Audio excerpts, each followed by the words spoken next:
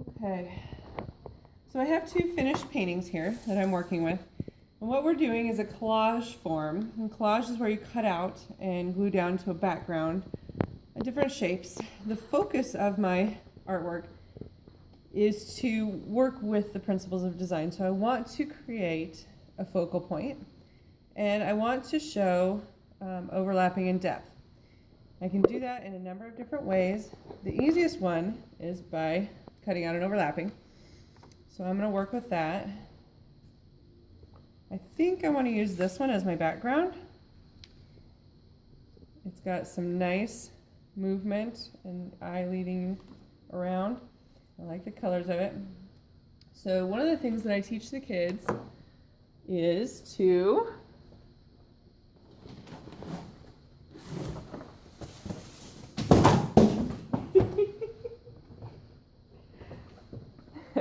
use a viewfinder. So I have these mat boards that have been cut. And one of the things that they do with their paintings, and they have more paintings that I'm working with here, but they go through with their viewfinder and they look for composition. So if I cut out that square, I'm creating a asymmetrical. I would probably move it up a little bit so that that was down in the corner. I'm creating a small composition, and that can be composed several different ways. I can do part of that, and then I get the edge down here. So you're teaching them to use a technique that's been around in art for a long time. And sometimes you're just looking for pretty spaces. That one's actually quite nice. So if they find something they like, then they can take a pencil and they can trace around it. Okay. It doesn't have to be a square, but if they find an area that they really like, then they know what they're working with.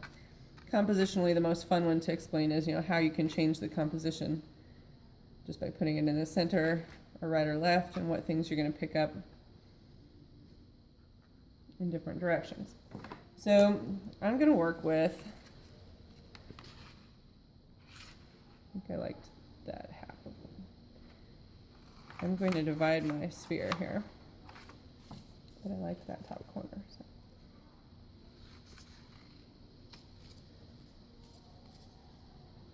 I want to use both halves of it, so I'm going to, scissors so nicely closed on me.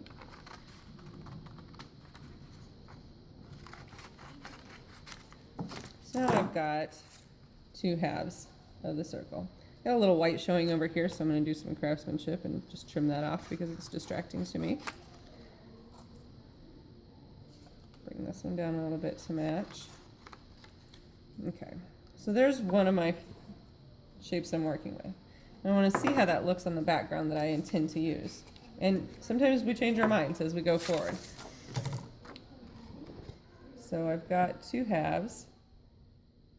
I'm going to experiment with what can happen with them in that space. And I don't like that, so now I'm going to start over. But this is how it works. And it works this way for them too. Sometimes something that seems like it's going to work really well and be a great idea turns out not being so much. And it doesn't mean I'm not going to use those. Notice I didn't throw them away. It just means that they didn't work out with what I was doing. Actually, back to this one already. I think it's just the square shape doesn't work with the composition.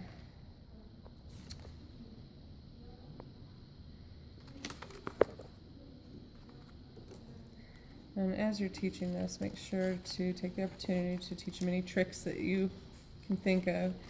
Folding it over so that they're both the same, if that matters to them.